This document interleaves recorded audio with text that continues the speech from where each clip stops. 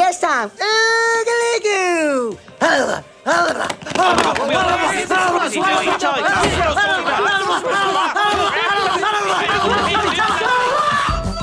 So let's get into this. All right, how does this open? Oh yeah, this opens with Pim hasn't seen the boss. He hasn't seen the boss in a week. He's freaking out. He thinks he's gone insane. And this is a great example of the conversation that happens within Smiling Friends. I love their realistic depictions of conversations, and the opening of season 2 literally has the best example. Where it just says, oh, he screamed at you? And it's just like, I am terrified. And they're just buddy walking down the street, walk cycles going on. There's just funny creatures in the background. And we start with Alan spraying dirty brown water on the homeless man. This homeless man won't leave, so I'm spraying him with dirty brown water. Stop it. Buzz off, why don't you? God, I fucking love Gwimbly. Also, we learned that Pim is a tadpole. This is the episode I believe I was talking about. It's Gwimbly 3, Gwimbly's Revenge. There we go. We all know and love Gwimbly 3, Gwimbly's Revenge. I hate this red thing. I spit on you. God, I love Gwimbly. Gwimbly's cool. He's reminiscent of things such as Crash Bandicoot, Spyro, Croc, Banjo-Kazooie, of course. Your favorite 3D platformers from the PS1 N64 era. The days of a bygone era for sure. And he's got his iconic victory dance. And I can do my iconic Gwimbly victory dance for just $5. I'll do it anyways. Ooh, ooh, ooh. Ooh, ooh, ooh. Okay, I love Gwimbly. I've seen fan art of him. I've seen the actual, I think it's the full-on track they use for the music in this episode. And also, he collects cream corn. So, gotta love that he collects cream corn. And there's the cameo. He looks like a hobo in the alley. And it's hilarious, because all I do is say, hey, James from Idaho. Oh yeah, ooh, ooh, ooh. Tried to do that for the intro. And I was like, I will steal that.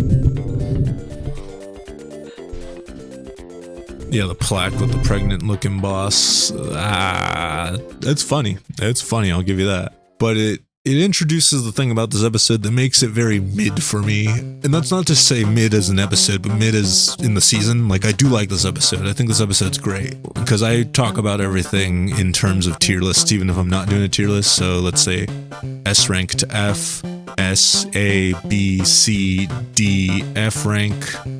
Maybe if there's circumstances, E rank, but I think this is maybe a B tier episode. Yeah, I don't hate it. I do like it.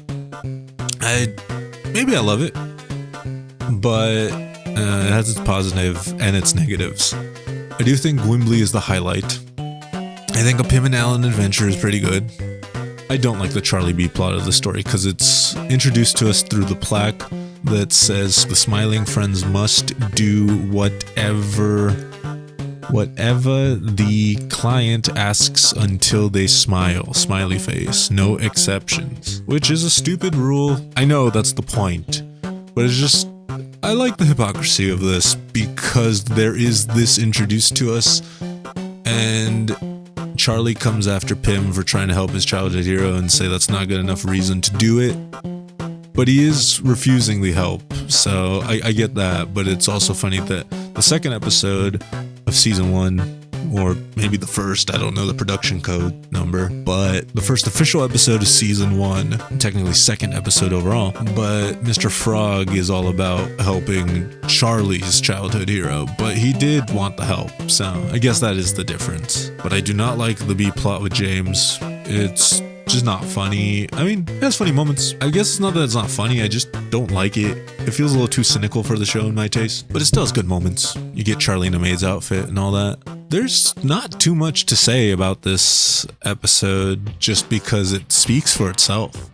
Alan gets funny lines, Gwimbly gets hilarious moments, and I think I'm kind of just summarizing the beginning because I'm just seeing the part where it says I don't know who Tyler is.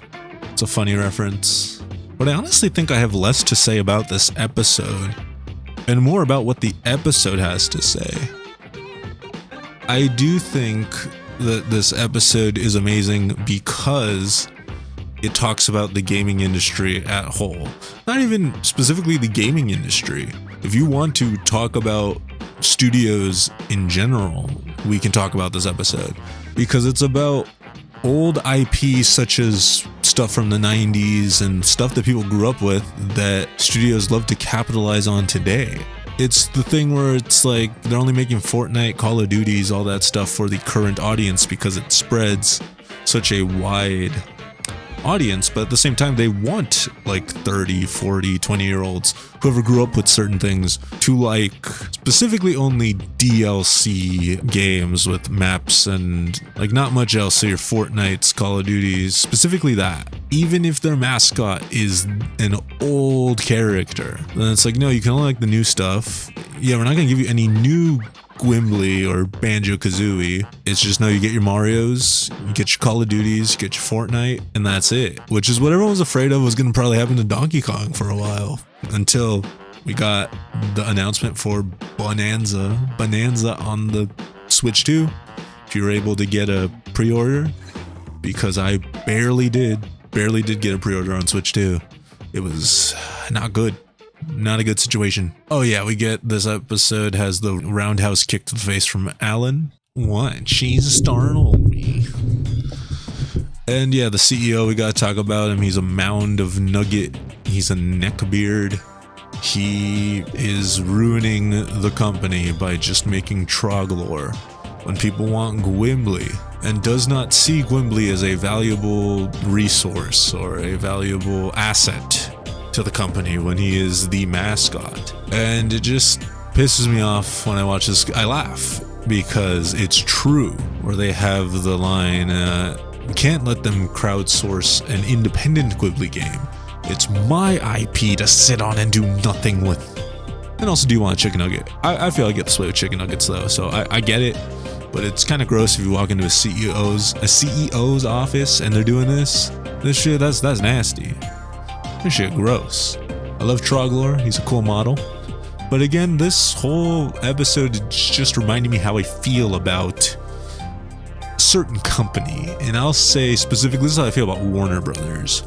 Because Warner Brothers, as well as Disney, I think Disney is also guilty of not using its IPs well. Which, I mean, it's created its own. Like, not own, but own identities, because I know they didn't come up with the characters, but they came up with the stories.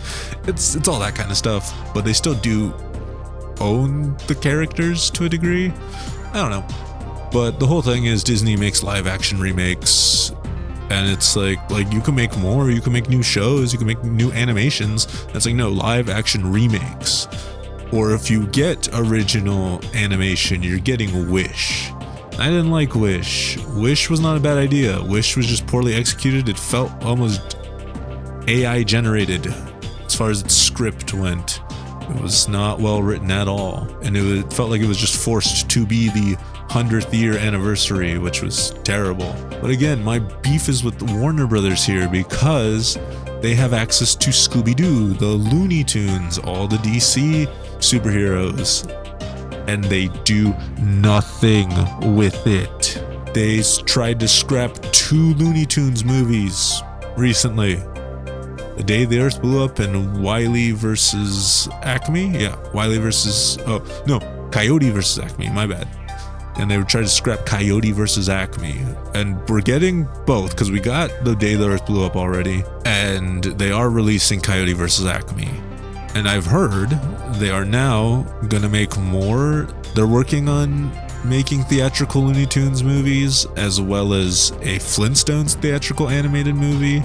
It was Looney Tunes, Flintstones, and Tom and Jerry theatrical animated movie, I believe. I heard that was because David Zaslav is stepping down soon, whether that's next year, I think it was. But I hate that, because he was trying to destroy animation and saying things weren't selling because he was making Space Jam a new legacy. It's like, no, that's garbage regardless of what IP it is. Like, you are making garbage and putting IP on it. And I don't stand for that. I think Paramount slips a little with the IP as well too, because they kind of over promote the IP when it comes to Paramount Plus, and they just stick SpongeBob with Star Trek all the time. It's like, no. Let your cartoons be separate and say we have cartoons on this if you want. If you want to promote the Nicktoons, like that's cool. They can be in their own universe. You don't have to stick Hey Arnold with Patrick Stewart. That Super Bowl commercial was terrible. It's just, I don't know, Paramount at least knows what to do with Ninja Turtles, because Rise of the TMNT, I believe, was good, and I loved Mutant Mayhem. Mutant Mayhem was a beautiful movie. So I just want companies to get their shit together. Just get all your shit. What is it, the Rick and Morty? Get all your shit. Put it in together a sack and get it together. Like, that's it. Just focus on making good content, please. This is my call and action to studios. You don't have to put celebrities as your main lead just to put them on the posters. Like, let voice actors voice act. Let creators create. Let storytellers tell their stories. Don't studio meddle. It's almost always awful. That's my passionate rant. What did I skip over on this episode? Yeah, I mean, Charlie's in the maid outfit. Unfortunately, the stuff that I would want to talk about in this episode, I will probably just clip in. I don't think there's any reason for me to actually quote a lot of this stuff, because Gwimbly tries to get the arch rival from the game back, but he's moved on. He's a family man now. A family guy, if you will. And I hate that joke, but it's necessary. It's necessary. And they can't get him back. It's a funny interaction. They just want to get rid of Gwimbly. And then they find out Mr. Millipede died. He was Gwimbly's sidekick, much like a Kazooie, or was it Sparks is Spyro's, the Firefly? It's just trying to get Gwimbly back on his feet. This whole episode's just that, and they find out the only way to let him be an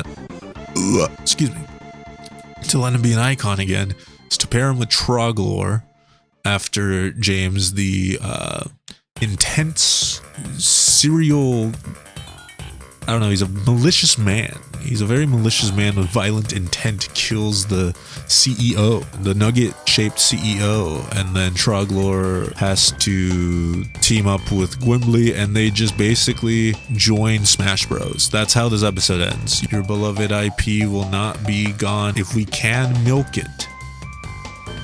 And that's more what this episode's about. It's funny, it's silly, I love it, but it's gonna trigger me when I gotta talk about studios handling their IP, because that's what this whole episode's about. And I love Gwimbly. Oh yeah, Charlie got his nose ripped off. I forgot about that. Oh well. Oh no. This episode's the best thing ever. It has Mr. Boss sold his likeness to be in the Smash Bros. Doing motion capture and crap.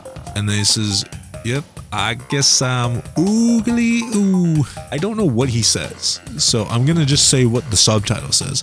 I guess I'm oogly goo.